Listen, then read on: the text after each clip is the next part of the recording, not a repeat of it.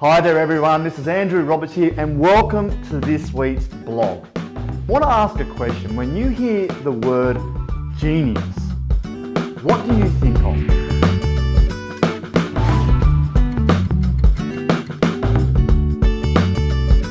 I know when I first heard that word I thought of Albert Einstein and other Mozart and other people that have achieved extraordinary things in their life.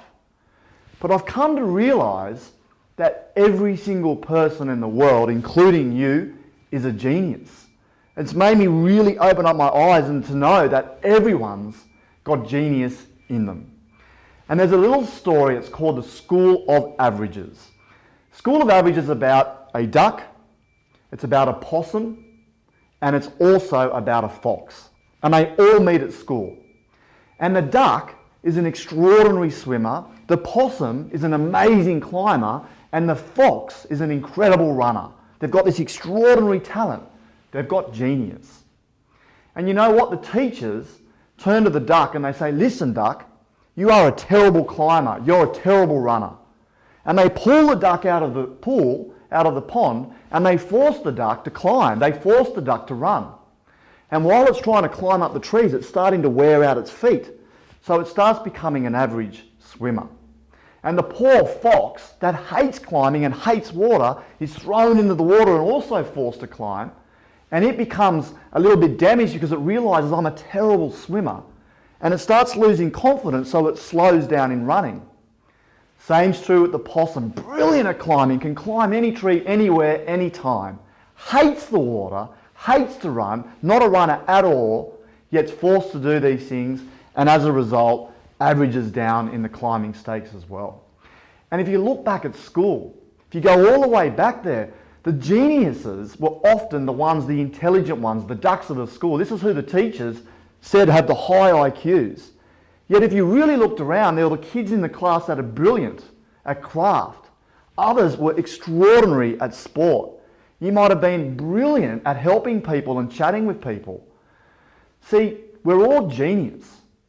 And your golden rule that I've learned in life is to find out what I do best and to get rid of the rest. Do what I do best and get rid of the rest. I had a profound experience when I was at a course once, and the guy running the course said, "I want you to identify everything that you hate in your job." And I wrote out this big list, and he said, "Get rid of it."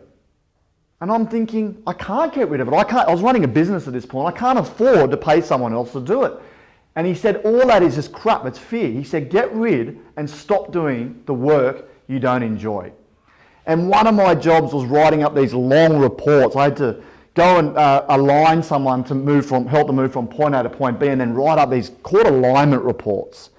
And my spelling was terrible. My grammar was terrible. I wasn't good at this at all. And I'd sit there for hours pulling my teeth out. And then I decided that I was going to pay someone else to do this. So I'd record into a dictaphone and then pay a couple of $100 for someone else to type these reports out. And just letting that go gave me permission to spend more time in my genius, what I do love. And this is really important. When you're doing work you don't enjoy, you're giving off a negative energy. You're in a place of non-gratitude. And when you're focusing on what you love, more often than not, then you're giving off this amazing positive energy. And when you're giving off positive energy, more good comes into your life. This is the power of playing in your genius. And these days, I all but refuse to do work I don't enjoy. Because when I'm in that state, I'm in negative energy. When I'm in the state of doing what I love, my genius, I get incredible things coming into my life. So focus on what you do best and get rid of the rest, because you really are a genius.